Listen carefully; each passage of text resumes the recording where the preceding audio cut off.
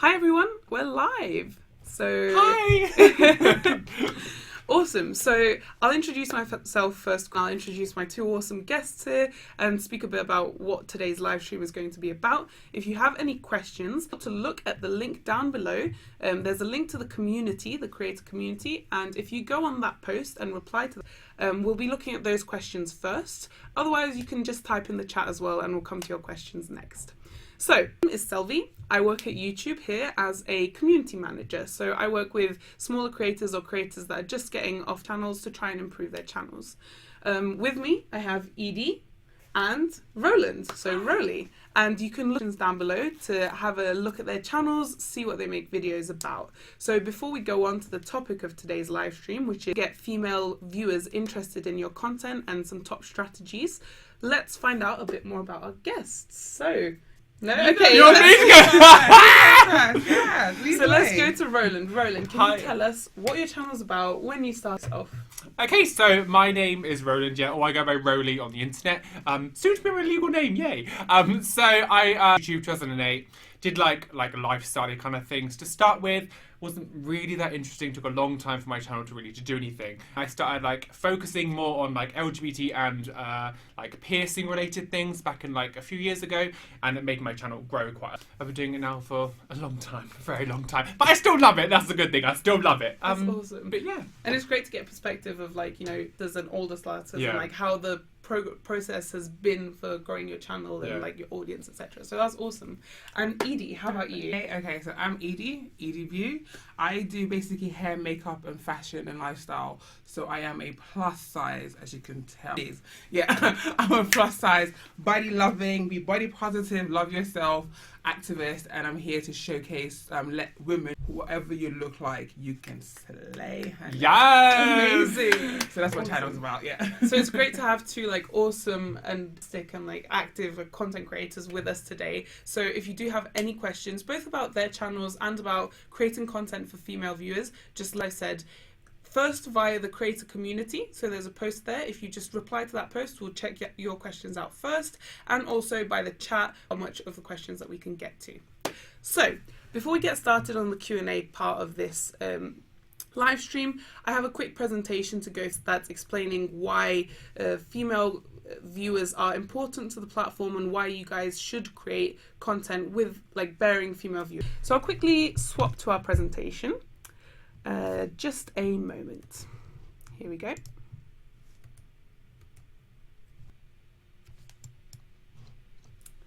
Perfect. Oh, I've started on the wrong slide. Let's go to the first slide, shall we? Start away from the Q&A. Just a moment. Leave it to me. Give us your feedback on a presentation you've not seen. I mean, feel free to. That'd be awesome. Okay, we should be good to go. Awesome. So as I mentioned, today's content is about top strategies for female audiences, and it's part of our YouTube Live. And if you want to find out more about YouTube Live Learning Series, there's information in the description down below. So what we're going to talk about today during this presentation is why create for females, and then secondly, formats, themes, and best practices around creating content for female audiences. And then we'll go on to our Q&A with Edee and Roly. So the first topic was why create for female audiences. There's three main reasons around this. So first one is the viewers, second, and third is revenue. We'll go into a bit more depth about what each of these things mean. So let's start from the viewers. YouTube has a massive reach across women globally. To put some figures to that statement, YouTube reaches more women in the US than any other platform. So actually, out of all the women in the United States, 8 of them are on YouTube. So that's a huge reach. If you do want to reach female audiences, YouTube is an amazing platform to do this on. It reaches also 97% 34-year-olds in the US. So that's pretty much all of the Gen Z female viewers in the United States. YouTube has a fantastic reach. If we bring this a bit more closer to home, as you guys know, we're in the YouTube London office at the moment, so we're in the UK. 86% of women surveyed in the UK say that they visit YouTube on a daily or week. 69% say that they trust their favorite YouTube creators. So that's also a big sort of say that content creators have and influence as well. And we'll go on to Roland and Edee a bit more about the influence that they have on their viewers and influence that you guys can have on your audience and your viewers. So the second bucket is content, incredibly engaged with the channels that they follow.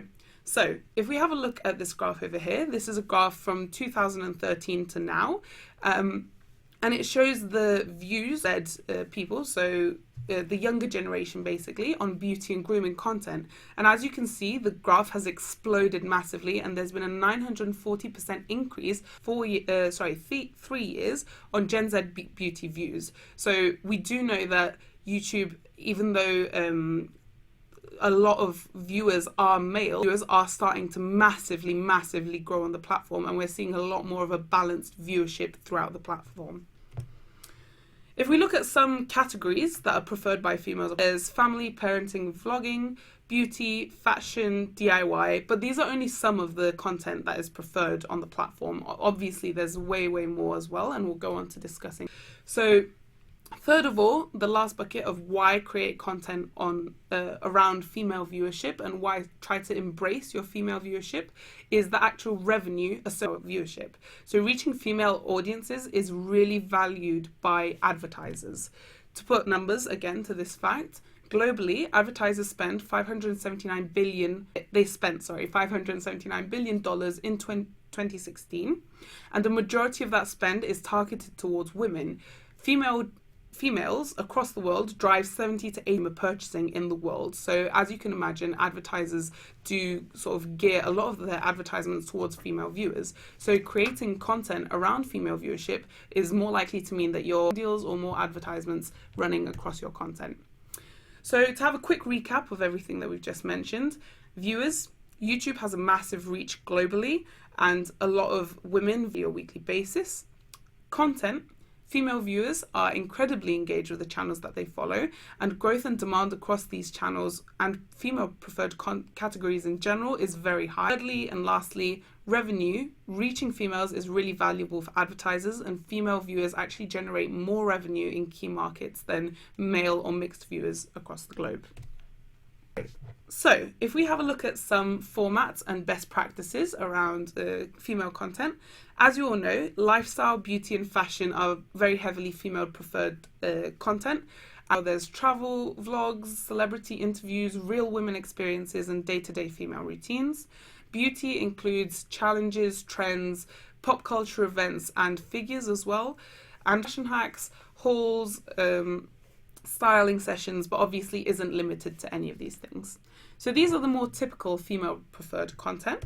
But other than this, there's also you can gear towards female viewership. So some of these include comedy, scripted and unscripted comedy and parodies, news, human stories, female stories, or any type of news that you can gear towards female viewers. Also, gaming is significantly considered, like a lot of games are actually geared towards female viewership, and even though gaming is considered a very masculine sort of genre of content, there's a lot of female viewership around. You can discuss these different areas and how to adjust your genre according to female viewership.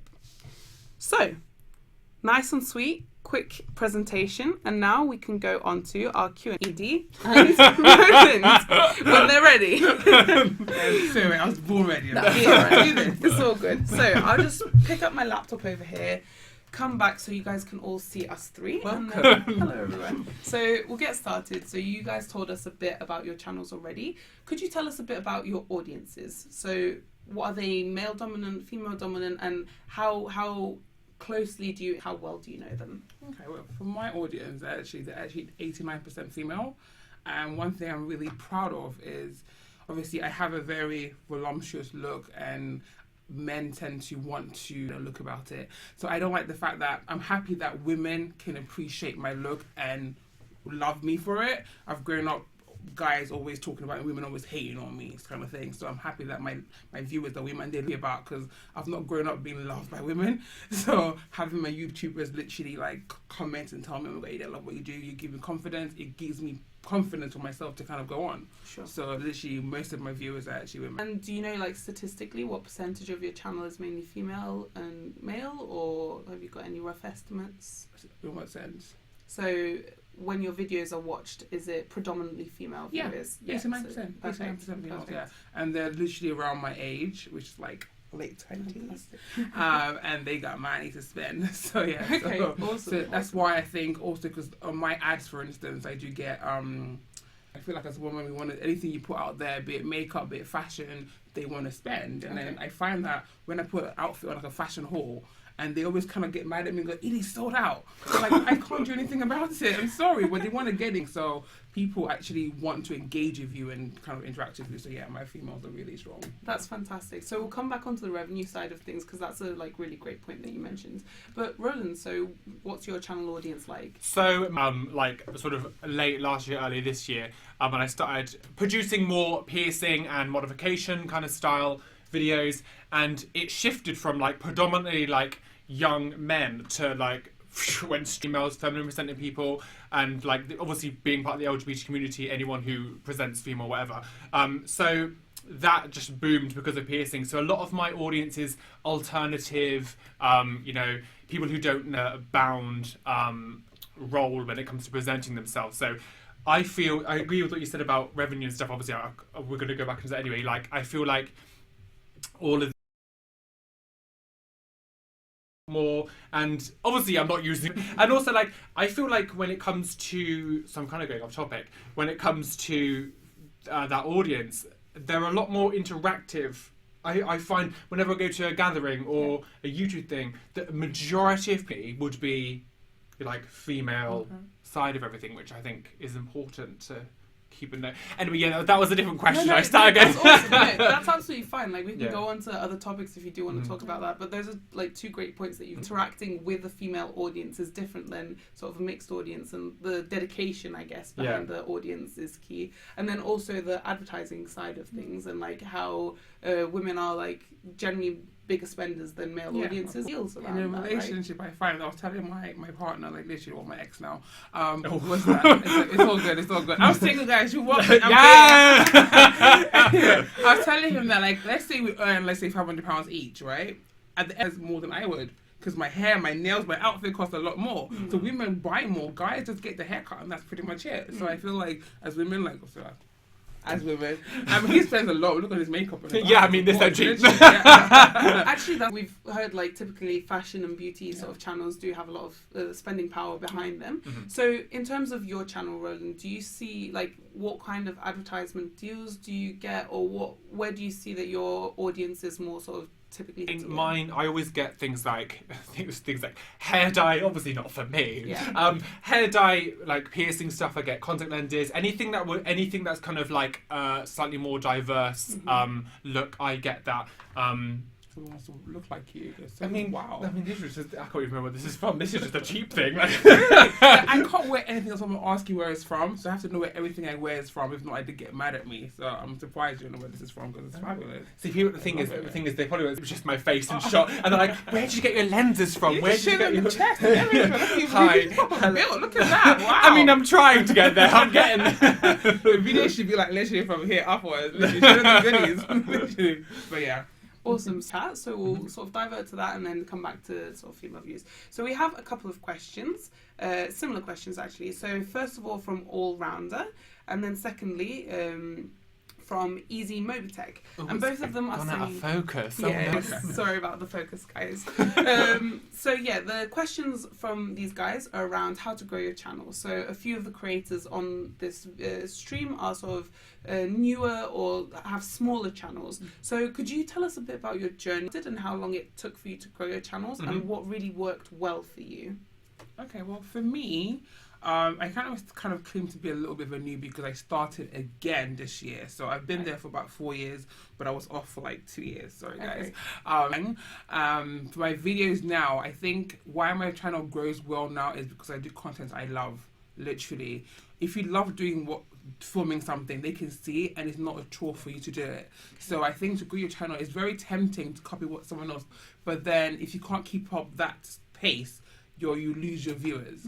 But if you genuinely love doing something, you keep doing it, consistency, people follow you for that. So my videos now are literally kind of fashion based, about loving your body, and obviously because I put on weight or I lose weight, and we never know how to dress ourselves. So I feel like my viewers now experience what I've experienced, where it's okay, maybe last year, 2 years ago I was tiny, now I'm bigger, what do I wear? So I think because I'm experiencing it myself and I enjoy dressing and I love, like, it's easy for me. So my viewers learning about, I don't know, piercing. I love piercing. I won't commit to it. It will be very popular, and I'll do it now. Right? Yeah, and then they'll come to my channel next month, Edee, where's piercing? And I'm like, what happened? Well, you know? So I think just literally find out what your niche is. Whatever you be slow to start, but trust me, it's gonna like peak up there because you're gonna keep doing it. You're gonna be consistent. So yeah, keep doing it. Yeah. So before we go on to Roland, so you mentioned that you were on YouTube for 4 years first, and then you took a 2-year gap. Was the gap because of the sort of content you were making, you were sort of other external reasons? YouTube, first of all, I was really busy, literally. Right, I was just like traveling over the world and just taking over the world. Yeah, strong black women and stuff. But yeah, literally. And secondly, I did get a lot of negativity. I literally wasn't ready for it. I think, and that could be a different conversation. Come back stronger and better. I think, I must say, like, since I've been here this year, I swear to you, I have not had any negative comment, and I'm just like still worried, like, okay, what's happening here, what's going on? But and when the comments like now, literally, everybody seems to love me. While before, I would literally post something within, that's just so mean. So it takes a lot of effort. I mean, we know this, to film a content and put it out there. You feel very vulnerable sometimes, and you feel like it's stress, and you put that out there, and then people come at you. Yeah. So I know as human beings, I literally probably got like maybe 1% hate. But the hate was so thing, yeah, where it's like a top comment because everyone's commenting that same comment. So you go there, you see that, and it just literally made me feel like, what am I bothering? And especially because I was really busy with work as well anyway, so I wasn't doing it full time. I do it full time now, but then I wasn't. So it was like, I could work here and earn a lot of money, and people like me for it. So I think YouTube just kind of kept going down. But now I'm ready. I think maybe because you can see the joy of me, like I have, like there's no hate at all. And if it does come, I think I just literally block, delete, or I think you have a thing now where you can actually there's good filtering systems now, actually, because like the topic that you mentioned is super important, of the fact of like how do you actually deal with the haters and how do you deal with negativity on your channels. So we'll come back to that and we'll talk about the moderation tools available on YouTube around this. But Roland, could you also tell us a bit about sort of what the journey? There we go. They remember, but I don't. This is my presentation now.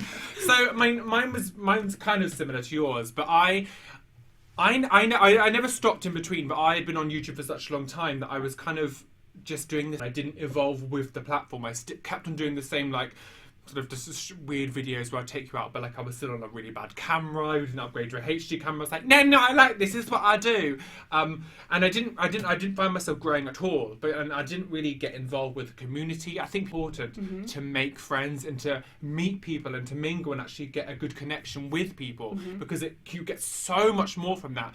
And so I sort of stayed, I was in my little town on my own doing these little videos, and nothing kind of happened. I was on a few collab channels when collab channels were a thing. And I grew a little bit, and then I moved to London and just was like, I need to focus on something and actually try and make something consistent.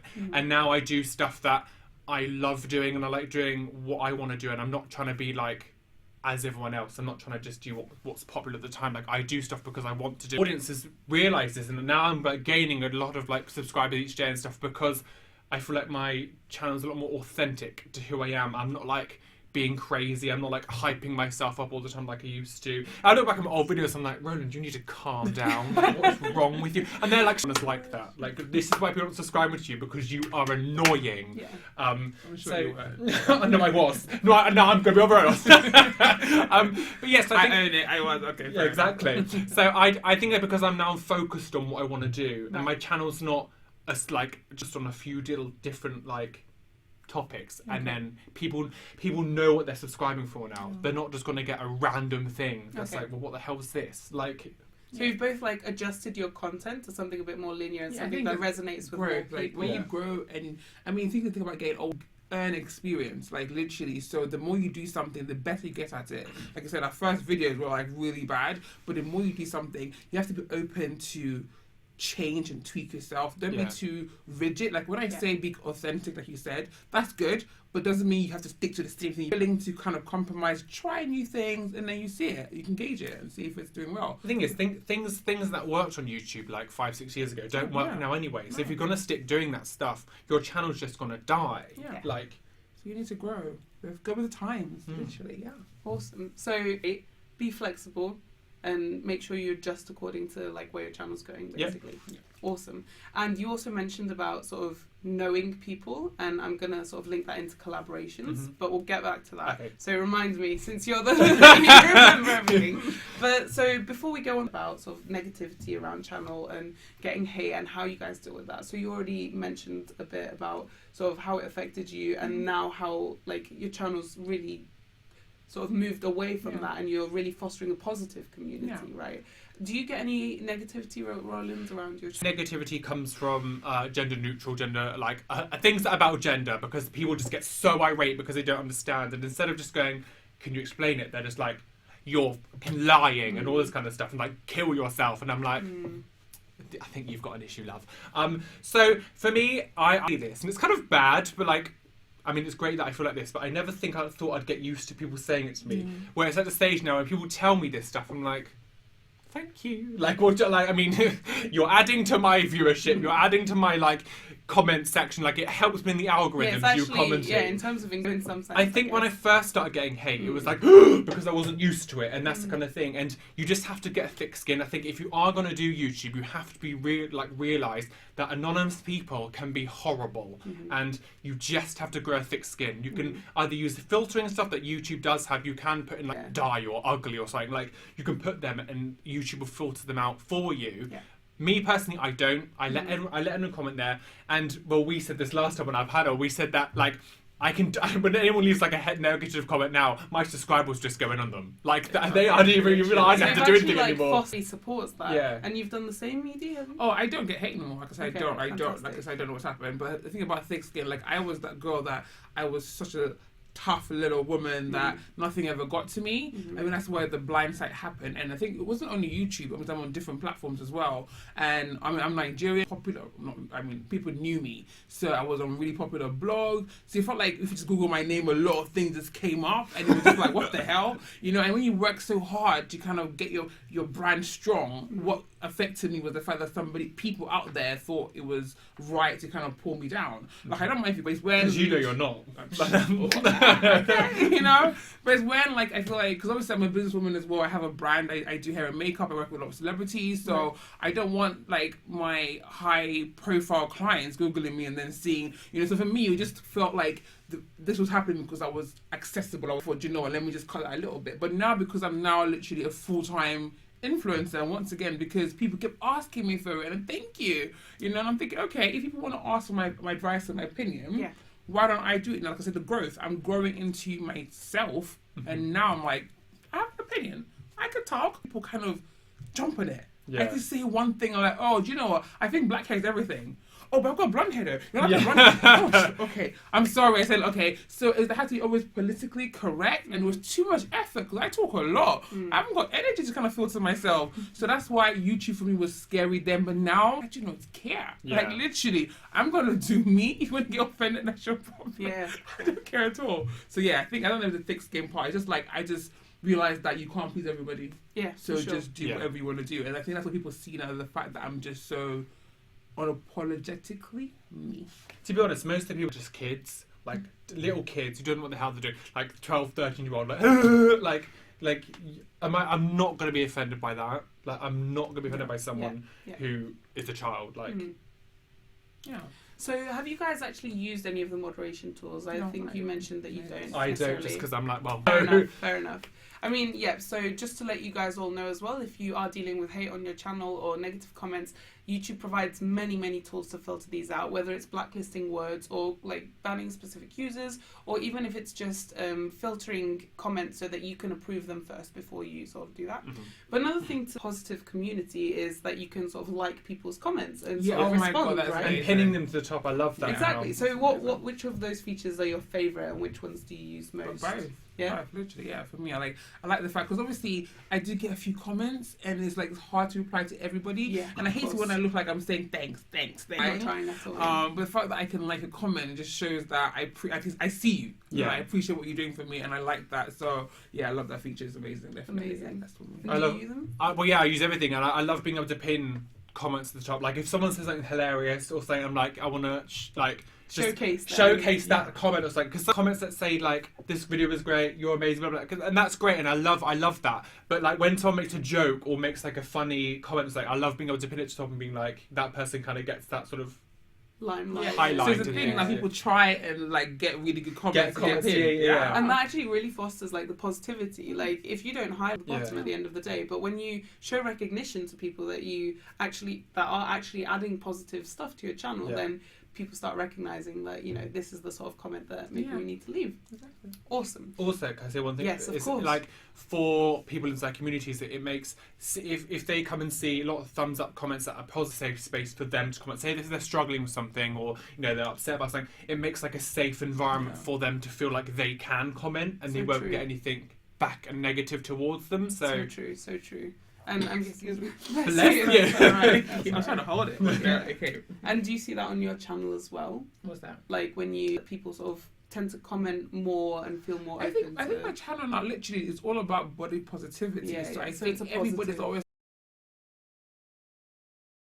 was ugly. I feel so good now. Like I honestly every day get surprised with the comments I get. It's that pure shock of. I'm still not used to it. It's still like wow. Like people from rough stuff on how impacted them. I'm just like little on me. Wow, thank you. So yeah, I think I do get a lot of nice comments, which I'm glad about. Yeah. But now I'm going to try the pinning thing. I never knew about it. Yeah, do it. Oh, didn't you not? That's all right. Well, now you know. Perfect. You can try it out. And if any of the creators out there, if you guys weren't aware, then you can like comments on your channel, on your videos. And that's really going to help both you engaging with your audience and fostering that positive community on your YouTube channels. Awesome. So we were mentioning about collaborations and sort of building your YouTube circle and network. So how frequently do you guys do collaborations? Do you have any? Bless you. That's allergic to. I don't you can't catch it. Don't worry. I usually sneeze 3 times actually, so there might be a third one coming. Sorry. That's right. At least it's like, not like one after another. Those like triple sneezes. Cool. So have you got any good examples of collaborations that you've done, and have you got any like failures of collaborations that you've done? Because it would. Okay. Oh wow, that's crazy. So, Roly, if you mention quickly any collaborations that you did, and then Edee will ask like if you have any plans coming up in the future, or if not, why not? So my 2 housemates, I make videos with them all the time. My channel, whenever I make videos with them, it does really, really well on my channel. And I know, and I think for a lot of people, when it comes to collaborations, they think, oh, we're both YouTubers, we've got somewhat of a size, let's collab. And they don't take into consideration what audience they have. And there's literally no crossover between, like, say you did a gaming channel and, like, well, like mine, a piercing and LGBT, like, and then we did videos together. It wouldn't make sense. Like, you would have to rely. But YouTube's already saturated with challenge videos. Like, come up with a concept that's original to you. That I know it's difficult to think of new things, but really try your hardest. So when you do have people on your channel, it's not like something that's already been seen. You've got like a new thing that people will be interested to watch. And I think just keep in mind that who you're collabing with, make sure that they hints to you. Else it's pointless. And like it just doesn't make any sense. So I've done a couple videos too that are now taken off my channel. Yeah, I'm sorry. I'm always I'm very serious. I'm like this is my channel, and I want, if a brand comes to my channel and they see it's like a portfolio, isn't it? And they see one video that's complete. I'm like, I don't want them to see that. So I've done a few videos where I did like Pokemon challenge and like all this kind of stuff, and it's like, because they just didn't do very well, and I didn't engage your audience. No, right? Like no, there was like the views were like half than they normally would be, but it's because I'm working with someone who I would never normally work with, and it's great to experiment. It's great to experiment, but force it. Be like, okay, we don't work well together. Yeah. We on our own channels, we're perfectly fine, but together, it just like our audiences don't mix. Yeah. Cool. Would you cook collaboration with your family member, or has it got to be with another YouTuber? Generally speaking, with another creator, but obviously having guests as. I've had guests on my channel when I was filming last time. Get some. Do you know what? For me personally, because I'm a quiet taste. People don't know that about me. I'm very particular. I'm very fussy. I'm very. And I don't work well with people. Saying that though, I'm very. How do I put this to make it look like a little bee? Basically, I know I don't want how I want it. So if we don't have the same, I'm not afraid to tell you no, and they will get offended. So I'm not in the mood to get myself in a situation where you're gonna start crying and I have to say sorry. So it's like, okay. Oh, gosh. I can get a little bit, because I know exactly what I want and how I want to. So if I meet someone who has the same like working content or I have the same energy, then perfect. Use But I find perfect that my mindset to people have. are usually that we kind of have similar content in the States. In the UK, I've been looking, I've not really found a lot of like curvy black YouTubers literally there. There's only one or two I've seen. And it's like, okay, so I mean, some of them are really high up there, some of them are supposedly there, so it's kind of hard to get that connection. Yeah. But also I don't. So with people I like, I think if I do travel to the States, I might just be like, hey, I'm in the country, let's do this. So it's not that you're shut to collaborations, but you're just being strategic about sort of who you want to collaborate with, if it's going to work for your channel, which is also like a super positive thing, I guess. And it's exactly tying into what you were saying, Roland, of like, make sure the collab is going to work for your channel, right? Well, think about things like on TV shows. They have specific people coming to interview, so they wouldn't just have like, oh, you'll do for this interview. Yeah, like, you want to know that this person yeah. knows what they're talking about or knows what they're doing. And if it's for people like us who are like making it a business and making it a thing, like this is our job. Like if something doesn't work, then that affects us, and that's our livelihood. Like, well, and if it doesn't work, don't want that thing of like film with somebody and then take it down. Yeah, it's more of a conversation like, oh my god, the video came down. What happened? What did they do? They're not friends anymore. It's like, So yeah, I think I know exactly where I want to go with my channel and what I want to do, and I can be very brutal with myself because I can handle it, and I'm not going to mess up my money because I'm trying to be too polite. Yeah, does that make sense? I might get someone on and then they're filming and they're not doing it supposedly how I want it, and I keep quiet. Okay. And then when I put it online, and then they get a lot of negative comments, and then they feel bad. So it's just like, do you know what? I can handle it. I don't know if you can handle it. Fair enough. That's why when I do things right enough, they usually get positive comments, but it's not. I have to monitor it really quickly to make sure they get nothing negative because they're not used to this lifestyle. I am. They're not. So that's the whole thing about collaboration that freaks me out. Like, I don't want somebody. That's like another YouTuber might work obviously because they're used to it, but I don't want someone to come on my channel. What they do a lot is like not really judge or rate or compare. Oh, she did for us. We're meant to be the same friendly people on channel. Right. So then if one person gets more than the other, it's going to create something. Okay. So I can't control. So you need to be like really comfortable with collabing with the person that you're about to collab with, so that there's no sort of friction between the two of you, and it's just a good experience overall, right? Exactly. Awesome. I think it's very obvious to see when a collaboration is happening for a business rather than very so evident. True. So make sure it's like genuine collaboration you're trying to do, and don't force it, I guess. Awesome. So sort of tying into the trying new things with your channel, we have a question from Aggie Tenerife. It's not really a question, it's a statement, but I want to get you guys' opinion on this. So Aggie says, I mistakenly made a channel that's both a beauty channel mixed, so it's sort of like a travel / beauty channel. So now preparing for a second channel to split them two. So I know you guys make varied content, especially you, Roland. You have sort of piercing videos as well as sort of not body positivity, sorry, gender...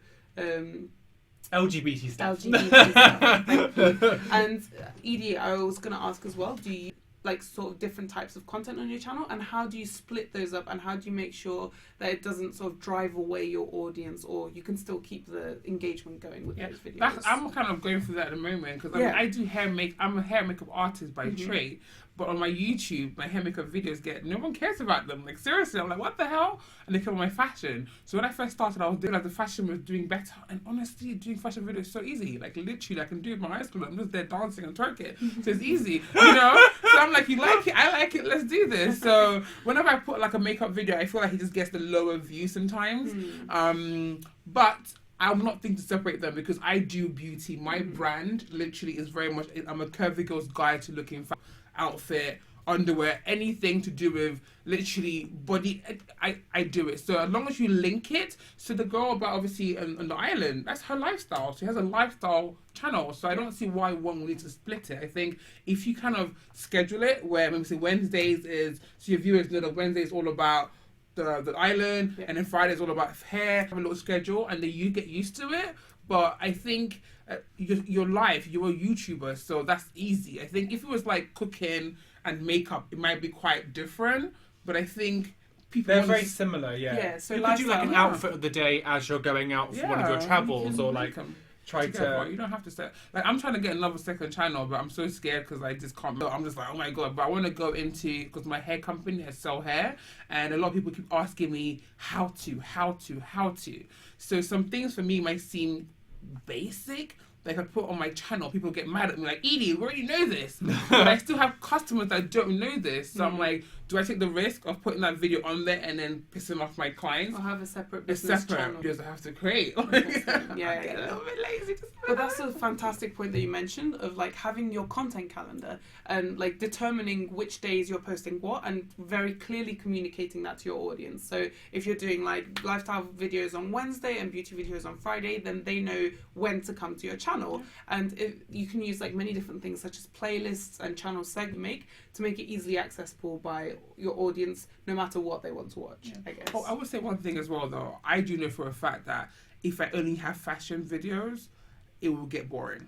I know that. So having one thing, even with makeup, people still want something else. So finding something that links to us is helpful. So she's just lucky that she lives in a beautiful place. Can I come live with you? I think you need to have variety. So don't. As long as it's still linked to us, what you're doing, you're not just going for somewhere else. Yeah. What do you think? Yeah. So for me, I have several different content things that I do on my channel. So LGBT and piercings and like modifications are the two main stuff that I do. But I think luckily for me, the LGBT community and modification go who identify as LGBT. So for me, that works very well together. I love creating music and I love doing cover songs and stuff, but because I know that my audience doesn't respond to it as well, I have a SoundCloud, I can upload songs to that, and now and then I'll make a little video and put it on YouTube because that's what I like to do. But I'll do it maybe like once every like 3-4 months, so it's not really interested in. I have like a Q&A series and I get like people to ask me like gender related like questions that's blended in with the LGBT. It's not just what kind of food do you like anything else that I do I just try to incorporate my overall channel idea. So piercings and LGBT will be filament that I do. So it's never something that's so out the box that people are like, what the hell is this? Like it wouldn't make, like if I was, because years ago I used to do like gaming videos and it didn't make any sense for me to do it because I was like, because I kind of did it because it was the trend at the time. And it was like, I mean, it's still a trend now, but when it started kicking off, everyone was like, let's do gaming channels, because so many YouTubers suddenly had a gaming channel. I don't know if you know. It was like, oh, come on. So I was like, I'm going to get it, because it's not me. Like, it's just not me. That's not what your audience is about, I guess. Yeah. That's not what they... So I do have a second channel, and on that one, I just upload, originally, I was going to go, I'm doing unedited, like, sort of short videos, like, just me rambling, there's no editing, so it's like a raw version of me. And I got so, like... I can't edit this, I've got to be so careful, that I just stopped doing it, and I was like editing channel but like a second one. Now I've gone back to doing it and actually like I'm a lot more relaxed about being unedited. So I think if you're gonna make a second channel, it has to be something that's like completely different. I feel like splitting beauty, it was fashion and travel, lifestyle, yeah. Like splitting those two things seems a little bit odd because they are very similar. Like, and you can sort of give the same tone in the different videos, right? Using your main audience, I guess. Yeah. Awesome. So I guess the main thing is to like identify your brand. So you can have sister brands within it, but identify what you are. Literally, yeah. Perfect. I had a question. So, okay, around sort of your audiences and the fact that you create different types of videos, have you ever tried sort of gaining a new channel's life cycle, seeing that your audience has actually changed from one group to another group? And how did this happen? Did you intend for it to happen? And how did that develop moving on? I think for me, I definitely think my viewers have changed. Saying that I wasn't aware of my analytics as of when I was YouTubing before. So I don't know how it really was. But I know this time around, I think you can also see days anyway. So I can see that now I'm just getting a lot more females, literally. And it was literally a fluke. Like I came back on YouTube and I'm like, okay, I'm going to do hair, makeup and fashion. That was my thing. And I did 3 of those videos every other day or every other week, and the fashion one picked up really well. And I realized that females like that because you can see the comments and you go to your analytics as well, you can see the female and smaller by the minute getting kicked off, because my channel is not necessarily all about oozing and being sexy. It's about confidence. And I think people get it twisted that being confident is being cocky. No, it's like you can take on the role if you love yourself and you want to, like, there's nothing worse than literally hating yourself, because all you're doing is like just making your life miserable. Like, you might as well just smile. And I've been identifying with that more guys, and I think more bored the fact that they're probably hoping to comment just on booty twerking, and they're like, oh, she's serious, really? Nah. She has a personality. Like, What the? You know. So I think mine had just gone there like organically, and I like it. It's like if I had more. I mean, guys, amazing, thank you, yay. The guys I have on my channel that are very plastic, this is really amazing. I'm like, oh, okay, thank you. So I don't get the vulgar one, which is great. But I think, in terms of, what was the main question anyway? I've forgotten. Like, has your audience changed over the time we've had? It's changed. Even like, especially on my other social media accounts as well, the more I have grown into myself, because when I first started, I was doing it for the gram, doing it for the, doing it for the Vine. Like, you just did stuff for popularity, and then, I know that by showing skin would get a lot of attention. If I put a picture up of my face and it's just something really nice, no one cared. But I now don't care anymore. I don't care to do things for the gram. I do things because I like it. Well, the thing is, you'll get the wrong kind of audience if you just have you do there with your, like the reply girls from years and years ago. I don't know if you ever heard of it. So like the girls who would like have the thumbnail is their cleavage, and they would have the title as like a viral video, and then go like, "Hi guys, I just watched this video. Go click it in the comment section." And that was what sparked off the algorithm changing, where it went from audience retention, because like millions of people were going on these videos thinking it was something completely different, and then they would click off. But because the way YouTube worked at the time, like 2011, that's when it was I'm old YouTuber, watch time thing. So I think you don't want to first, you don't want to mislead people, but also you're going to get the kind of people that just want to see your body, that's not the kind of audience you would want. So it's and it's not long term. It's not exactly sustainable. It's not, what's that right word? Like, it's not strong. I can't find the right word for it. It's flaky. It's not. It's also, if you do the popular videos, everyone comes at you, you feel loved, and then they go because you stop doing a popular video. Then you start feeling less of yourself because they don't like me no more. But if you do good content and you have, let's say, 10 views, with those 10 views, they tell you you're doing this thing good. That keeps you going. So I've learned that I'd rather have what's that word? Quality over quantity, darling. Yes.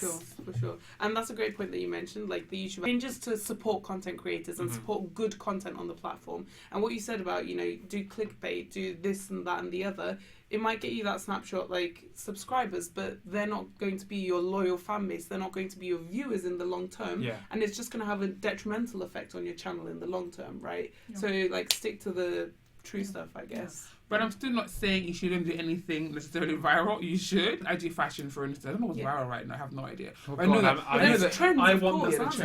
want that fidget spinner thing to disappear now. I'm done with that. Just stop. Have you ever tried one? No, I haven't. I don't want to go near. Wait, which one? You don't know what fiddget spinners are? The little finger thing. The thing you hold it and they spin. I don't get it. What and is then it? everyone, it like exploded, and then everyone was making fidget spinner videos, and I was like, "This is just stop." I have no idea what it is. Just stop now. I don't even know. Look out what a fidget spinner is. I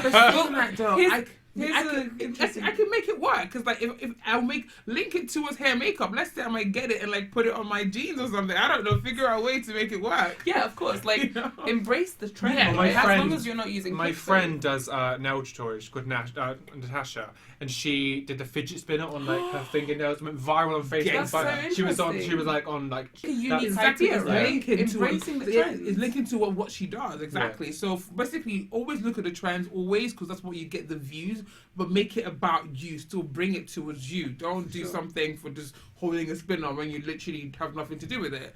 But so make it yours. Literally. Well, we were chatting last time about the whole 1,000-degree knife thing. Like, you said like you would do it, but with makeup stuff. Don't just do a table. Like, it had nothing to do with your channel. Like, exactly. That would make no sense. Did you watch that video when that guy cut a Chanel bag? Yes, I did. Yeah, Jeffree Star. My heart was breaking. I was like, you know what? It's fine. But I mean, issue their own. I was like, give me that bag. Literally, it's fine. Not worth it. But it was still linked to his channel of being very flamboyant, being very, so it was linked. So the video made a lot of sense. But do a shameless promotion here. So these two videos that these guys have mentioned about the add those to the post on the creator community. So go down, look at the first link. So it says number 1, and then there's a link to the creator community. If you just check that post after this live stream, we'll link the 2 videos that these guys are mentioning to show you some ideas of how to incorporate trend in your current like channel concept. Awesome. So, and I've totally forgotten. I wish I'd said it beforehand. There was a tiny question that I didn't answer. Yes, go it for was about your people changing. Obviously, Yes, you didn't get onto that. So we were chatting beforehand. Since I started, so obviously I'm very heavily modified. I love my modifications. So I started doing piercing videos like sort of 2010ish, and I did 1 or 2. And it didn't and stupidly enough, I didn't do anything about it because I was like, people just seem to like it, and that was it. So when I moved here, I started getting in with the YouTube crowd and stuff, and I got like a manager and stuff, and being able to understand properly what to do, I started doing more piercing related stuff, and that was what grew my audience. So I've gained a hell of a lot of like alternative people onto my channel through that way. So it wasn't like it was too far out. So that's like the biggest shift of people that's happened from my original audience. Yeah. And you sort of embrace that now, and because to start with, I was like, how much more can I talk about piercings? Because I think there's only so much you can say. But actually, but now you incorporate it in your content. Yeah, right? when I thought about it, I can go so in depth in individual ones, individual styles, individual like types of piercings, and just like you just don't realise until you actually think about it. Like, perfect. So yeah. Fantastic. And now you've reminded me of my question as well, before I go on to it. If you guys have any more questions, write them below, because we've only got 10 minutes left, so we'll only go over a couple more questions. Write them in the comment section, either on YouTube or on the creator community, and we'll address those questions before we're done. So, both Roland and Edee. So you mentioned you've seen a change. To talk a bit about how you actually noticed that change, could you mention what tools you use on analytics, and how you use analytics, even if you don't use it too much, just to get some idea. The names of it. That's okay. Yeah. So, like, what do you use YouTube analytics on your Creator Studio to find out generally? I love looking at traffic sources to see where everything's coming from and see what like search results are becoming like more common and what ones are getting me the most views or something like that. I love looking at obviously watch time to see where people are clicking off. I think for a long time we would always do like outros to videos, but as soon as you start that, people go. Like you look and you'll be like, okay, video, and then it's like, okay, thanks for watching my video, and then you would talk for another 30 seconds and people just click off. And although it might be 30 seconds, that's still detrimental to the overall success of your channel because people like video. And it's the same with intros. When you do a video and you're doing a topic, just start the video in that topic. Don't, hi guys, today I'm going to talk about blah, blah, blah. They know what you're going to talk about. They've seen the title. Like, so you don't need to introduce that. So watch time, I love that. I love being able to see that. Edee seems shocked about that. I'll come back to that, but yeah. And also watching the real-time views on the like analytics, you can see the real-time to see when exactly like 6 or upload a video at like 8. I'll get a lot more views for the first hour at 8 o'clock than I will at 6. And watching real-time views and seeing that come through in that time is perfect. And also when you tweet out a video, when you put it on Instagram or something, you can see the spikes. So I think it's very important to make sure you look at when is the best time for you to upload a video, where your audience mainly is, because I'm sort of like 50% America and then everywhere else.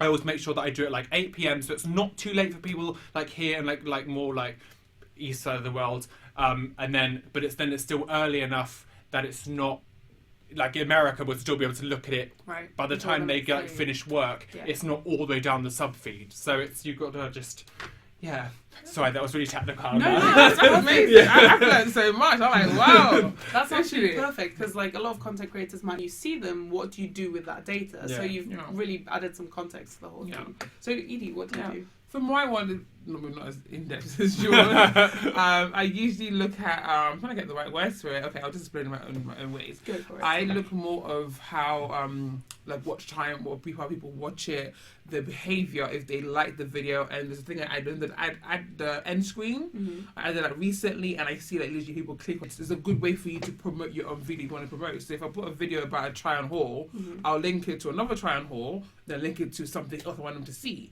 So I also make sure I always link into a very popular video.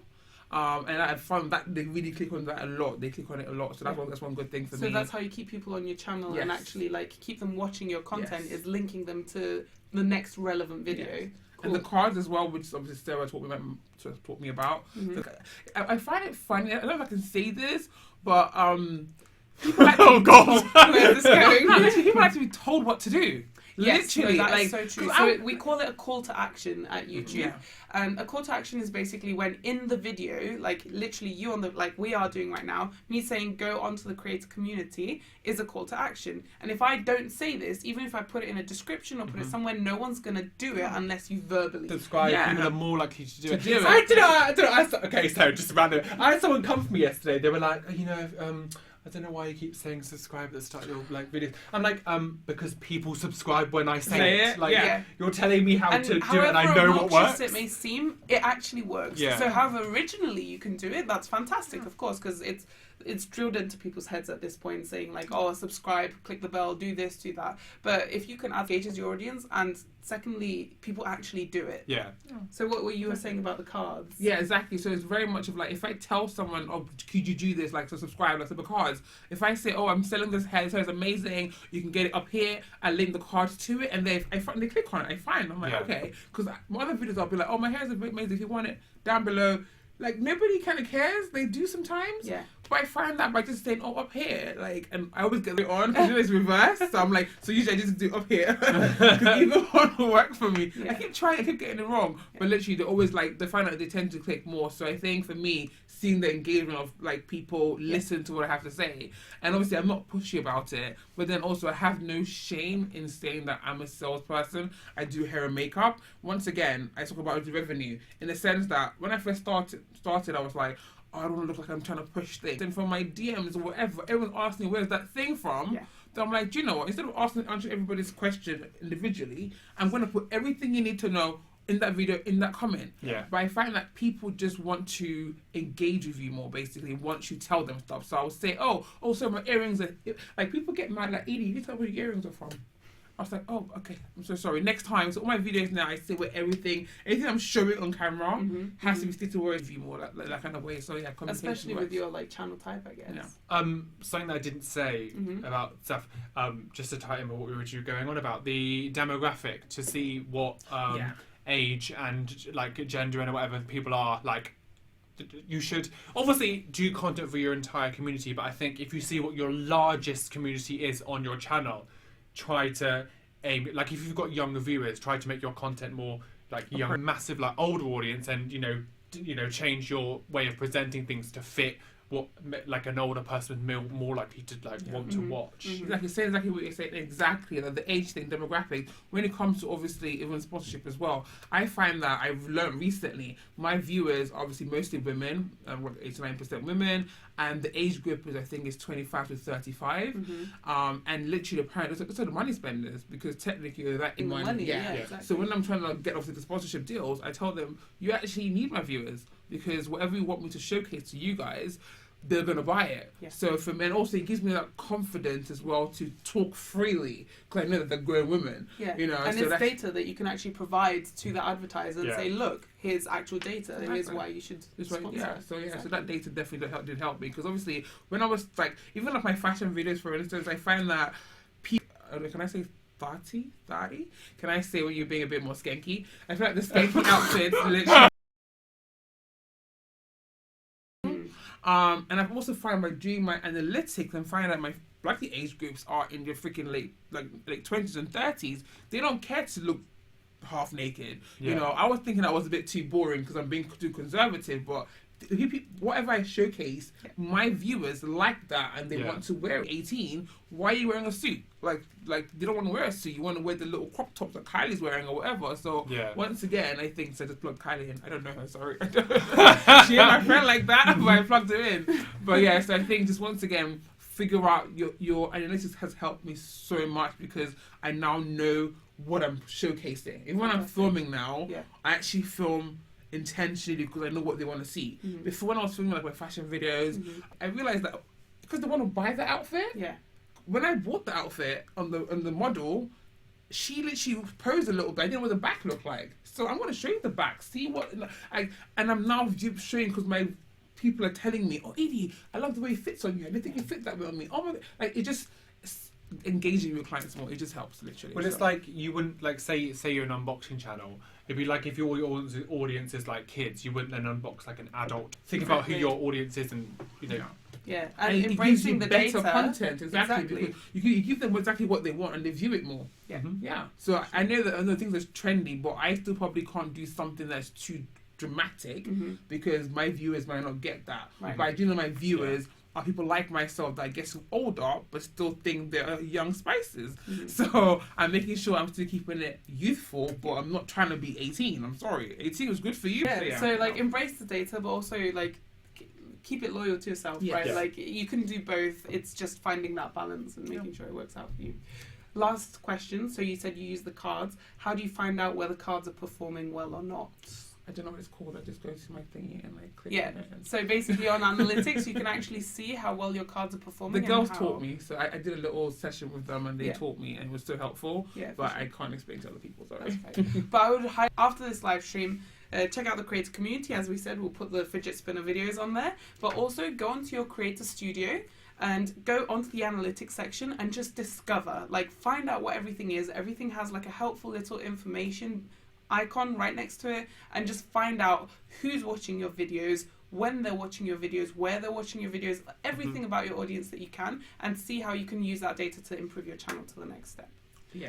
Also, forgot to mention visually having a presentable page. I think let's go. what you have to remember is obviously mine's all rainbows and craziness, so you know I adapt my thumbnails to make sure that they're like bang in your face. Sorry, I'm scared. But like I bet your audience is like so like you know my thumbnails is practically just my face with like a nice colourful outline with like text beside me with like rainbows and stuff coming out, because that's what my branding is. But also I try to change piercing stuff. I do more pinky colours.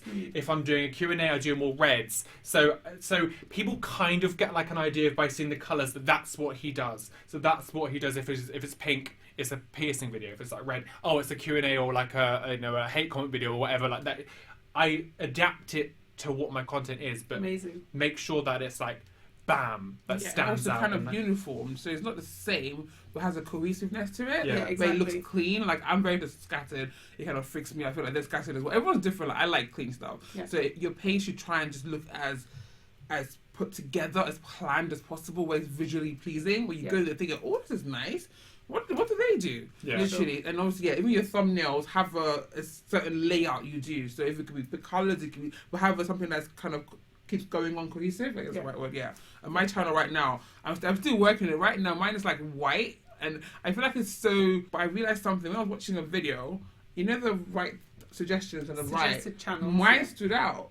Yeah. Because it's white. It's like pure white, and like just see my figure literally just bam, bam, bam. Literally. Nice. So it stood out. So I might think it looked too white and boring, but you have to make your video stand out, your thumbnail, your advert. Think And about on the actually broader represent scale, your everything brand. else. Yeah. Exactly. So colours and freshness stands out. And I also find for me beauty, before and after. And after.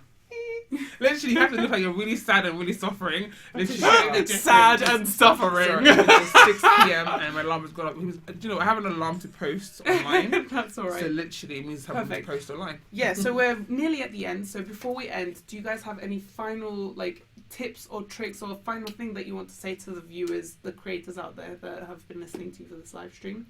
I think just have fun and don't be stressed out about it. Like, it can do it because you're not enjoying it.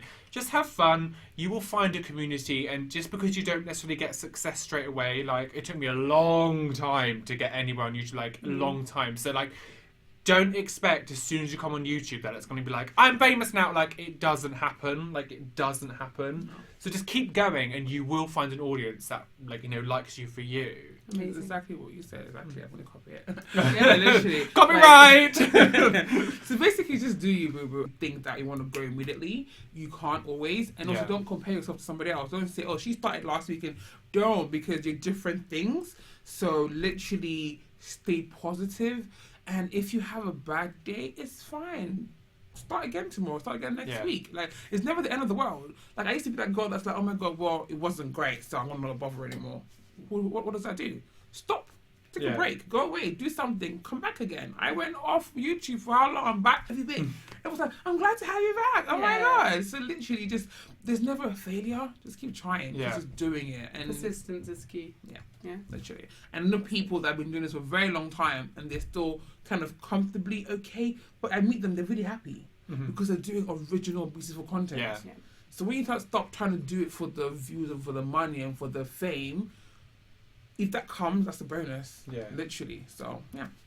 Perfect. Thank you so much for that. It would be fantastic if you could leave us feedback. So the link for that is down below. It's number 2. And also check out number 1 to see the fidget spinners and anything else that we have coming up. So events, live streams, everything. Thank you guys so much for joining us. And thank you guys for joining. Hope you guys enjoyed it and send us feedback. So Bye. I'm just going to end the live stream here. Perfect. Bye.